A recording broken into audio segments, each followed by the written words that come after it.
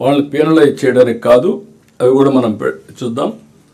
అదే సమయంలో మనకు ఇక్కడికి వచ్చినప్పుడు ఇన్ఫర్మేషన్ టెక్నాలజీ ఇవన్నీ పెట్టిన తర్వాత మనకు ఐటీ అన్నీ కూడా అప్డేట్ చేసుకుంటున్నాం, రియల్ టైంలో వస్తాయి.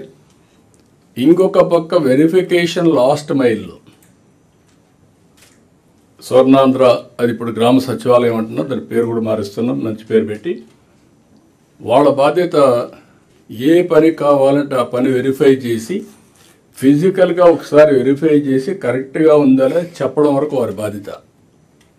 అక్కడ ఒక 7 మంది నుంచి అవి కూడా కొంచెం వ్యవస్థను స్ట్రీమ్లైన్ చేస్తాం, దాన్ని కూడా మీ దగ్గరికి వస్తాం.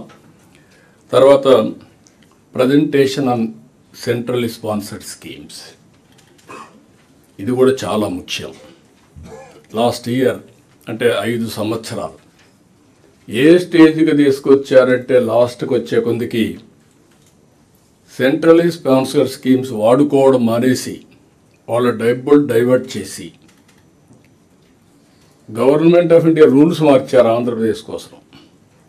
ఆ రూల్స్ ఏ విధంగా మార్చారంటే, మీరు ఎస్క్రో అకౌంట్ పెట్టండి, మీకు డబ్బులు ఇస్తాం, పనిచేయండి, యూసీసీ ఇవ్వండి, మళ్ళీ ఆ అకౌంట్కే పంపిస్తాం.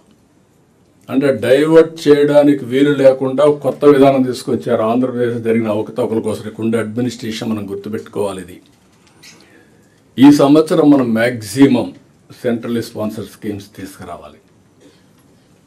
దానికి కూడా ఏం చేయాలో మనం వర్కౌట్ చేయాల్సిన అవసరం ఉంది. ఇంకొక పక్కన మీరు గుర్తుపెట్టుకోవాల్సింది ఇక్కడ కన్సర్న్ సెక్రటరీస్, మినిస్టర్స్,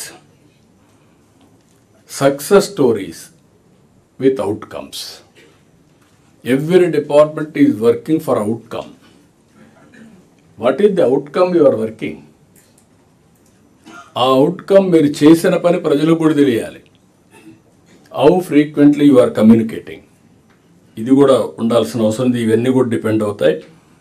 అదే మరి ఇంకొక పక్కన డెట్. ఆంధ్రప్రదేశ్ బ్రాండ్ దెబ్బతిన్న తర్వాత లెఫ్ట్ అండ్ రైట్ అభివృద్ధి ఆగిపోయింది. అభివృద్ధి ఆగింది, ఆదాయం తగ్గింది, అప్పులు పెంచారు. అప్పులు అడిగే కొందికి అప్పు ఇచ్చేవాడు రేట్ ఆఫ్ ఇంట్రెస్ట్ పెంచాడు. ఈరోజు మీరు బెస్ట్ కంపెనీస్ కానీ, గవర్నమెంట్స్ కానీ, ఇండివిజువల్స్ కానీ క్రెడిట్ రేటింగ్ ఉంటుంది. ఎవరైతే బెస్ట్ క్రెడిట్ రేటింగ్ మెయింటైన్ చేస్తారో వాళ్ళకు తక్కువ ఇంట్రెస్ట్కి డబ్బులు ఇస్తారు. దానికి కారణం రేట్ ఆఫ్ ఇంట్రెస్ట్ ఎందుకు పెంచుతారంటే రిస్క్ ఫ్యాక్టర్ లేకపోతే తగ్గిస్తారు. 11, 12, 13%కి వెళ్ళిపోయారు.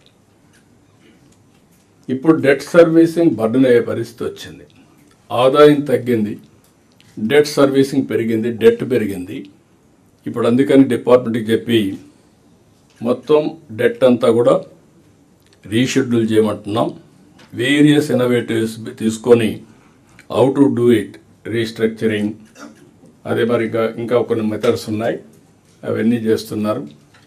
ఇక్కడ కూడా పీయూష్ ఓవరాల్గా అయితే ఈరోజు ప్రజెంటేషన్ చేసిన తర్వాత రుణాలు అయితే ఈ డెట్ ఎట్ట రీస్ట్రక్చర్ చేయాలి, కాస్ట్ ఎఫెక్టివ్ రుణాలు ఎట్ట తేవాలి, ఆల్ కార్పొరేషన్స్ కూడా ఎట్ట రీస్ట్రక్చర్ చేసుకోవాలి, ఈ ఎక్సర్సైజ్ ఆయన చేస్తున్నారు. వినయ్ అయితే ఇక్కడ డే టు డే ఎట్లా ఫైనాన్స్ చేయాలి, అన్ని డిపార్ట్మెంట్లు స్ట్రెంగ్తన్ చేశాం. ఇంకా ఏదైనా డిపార్ట్మెంట్స్ ఉంటే వీళ్ళు strengthen every department, be clear, దాన్ని ఏ విధంగా చేయాలి చేస్తాం. మూడోది ఆల్ ఆడిటింగ్. 10 ఏళ్ళు, 8 ఏళ్ళు, 5 ఏళ్ళు ఇష్టానుసారంగా ఆడిట్ చేయకుండా ఉండే డిపార్ట్మెంట్లు ఉన్నాయి. డబ్బులు ఎక్కడ పెట్టారో తెలియకుండా ఉండే డిపార్ట్మెంట్స్ ఉన్నాయి. ఇప్పుడు everything will come online. CFMS అందుకే తీసుకొచ్చాం. ఇలాంటివన్నీ కూడా మీరు వర్కౌట్ చేయాల్సిన అవసరం ఉంది. అయితే ఈ 18 నెలలు మనం చేసిన పని ఒకసారి సమీక్ష చేసుకొని మళ్ళీ ఈ 6 నెలల్లో ఏమేం చేయబోతున్నాం మనం రీఎన్ఫోర్స్ చేసుకుంటాం. ఇంకొక పక్కన ఈ 18 నెలలు నేను మొదటి నుంచి చెప్తున్నాను,